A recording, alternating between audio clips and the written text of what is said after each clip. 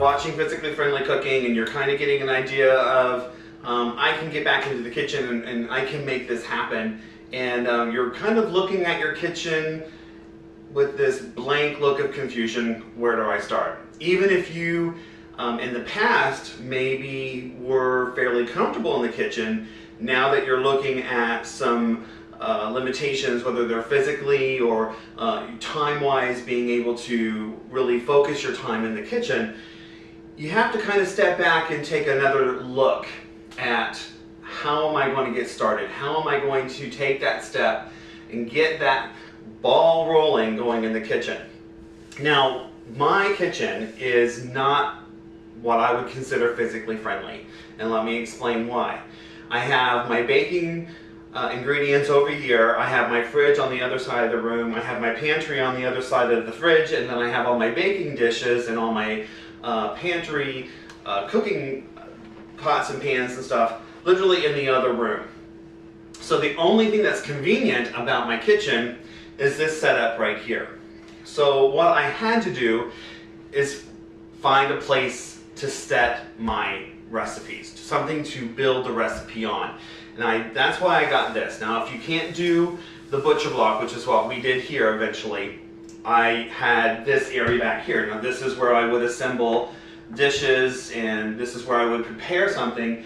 But again, I don't want to be running all over the kitchen. I don't want to be running back and forth to the fridge and back and forth to the pantry and all over the place, because I will use up all of my energy just getting the ingredients out and getting everything assembled. By the time I put my dish in the oven and it's time to sit down to eat, I may be too sick to eat it. And believe me, I enjoy my food far too much to let that happen. So a lot of times you'll see that we're going to assemble all of our ingredients, we're going to get our dish, we're going to get all of everything we need, and we're going to put it in one place. Now, if you don't have the center island, which was made for us because of the convenience that I needed to have a place to stage up my preparation. You can use a little table. This is what I used to use. I have a little eat-in table in my kitchen. You can use that, or you can use a countertop, and what you would do is put your ingredients, all that you need, so you never forget something. You put that all out. This would be a good time to pre-measure and get everything ready to go, and then you find a spot and assemble your dish. This is a good time to walk into your kitchen, start cleaning off the counters. If you don't need it and it's not something that you're going to utilize, put it away. Open up that counter space so you have that open kitchen feel to when you start assembling your dish and you start pulling out your ingredients, you don't end up with all your ingredients taking up all your room and then you have no place to assemble it, because that's going to be a little counterproductive as well. So find you a spot, whether it's a little kitchen table or a little side of the countertop here, or if you have a little spot like this, that's where you're going to open up this space and be able to pull out all your ingredients. You do all your pre-measuring and you use the little dishes like we show you, or if you don't have the little dishes, you can use your coffee mugs or whatever. Those little dishes, a lot of times you can find at a secondhand store for just 25 cents, 50 cents. So that's really a nice little stack to have. Once you get to that place, then you assemble your dish, you get it put into your oven or on the stove and get it ready to go.